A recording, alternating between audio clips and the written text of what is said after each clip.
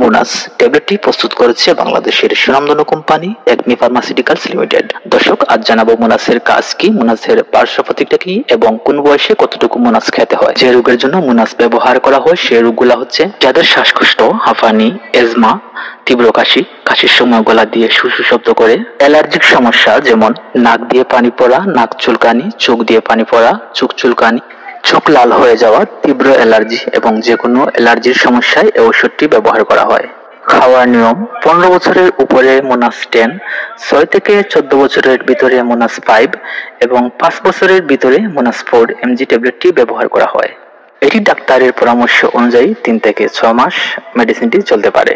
এই মোনাস ঔষধটি খাওয়ার পরে কারো কারো ক্ষেত্রে কিছু সাইড এফেক্ট দেখা দিতে পারে, যেমন মাথা ব্যথা, পেট ব্যথা, বদহজম, ডায়রিয়া এবং বুক ধড়ফড় করা। দর্শক, এই মোনাস ঔষধটি ব্যবহার করার পূর্বে অবশ্যই যে কোনো রেজিস্টার্ড চিকিৎসকের পরামর্শ নিয়ে এই ঔষধটি সেবন করবেন। যে কোনো ঔষধ সম্পর্কে জানতে আমার এই চ্যানেলটি সাবস্ক্রাইব করে রাখুন। ধন্যবাদ।